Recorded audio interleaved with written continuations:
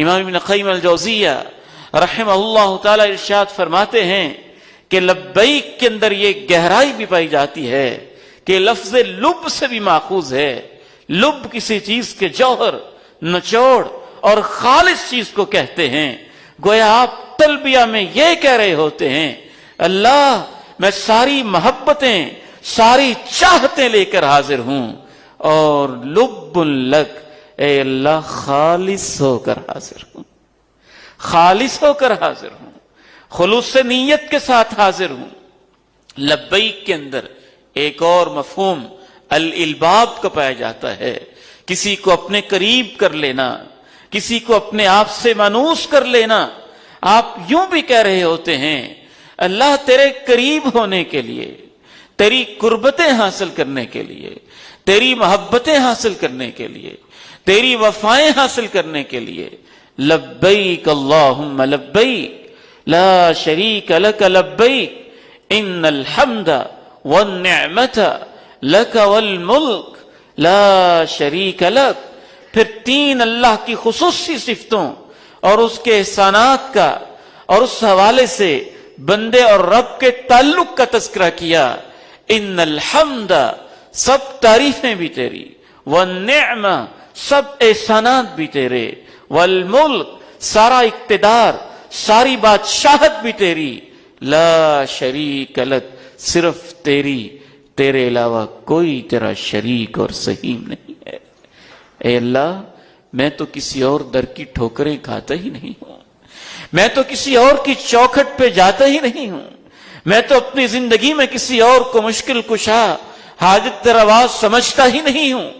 اے اللہ میں نے تو کہیں اور کبھی سجدے کیے ہی نہیں. اے اللہ میرے پاس تیری درگاہ کے علاوہ تو کوئی درگاہ ہی نہیں.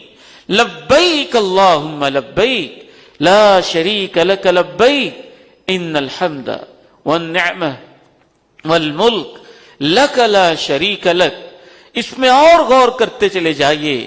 آپ جب بھی اللہ آپ کو توفیق دے عمرہ شروع ہو اور عمرے کا احرام شروع ہو جائے اور اسی طرح سے حج کا احرام آپ باندھ لیں، فوری طور پہ یہ پکارنا شروع کر دیں.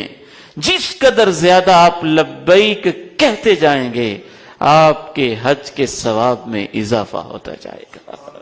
آج فتن کا دور ہے، آزمائشوں کا دور ہے. بیٹھتے ہی آپ کی سیٹ کے سامنے ایک سکرین لگی ہوئی ہے، آپ کے پاس ساری آپشنز موجود ہیں. آپ کیا سننا چاہتے ہیں، کیا دیکھنا چاہتے ہیں، کیا ویڈیو چاہتے ہیں، کیا تلاوت چاہتے ہیں، کیا چیز چاہتے ہیں. میں آپ کو یہ ریکمینڈ کروں گا ایک بندہ فقیر کے طور پر کہ آپ سب کچھ سے بے نیاز ہو کے یوں اپنی نگاہوں کو جھکا کے اللہ کی عدالت میں اپنے آپ کو حاضر کر کے اور یوں سمجھ کے کہ ایک عظیم ہستی نے بلایا ہے.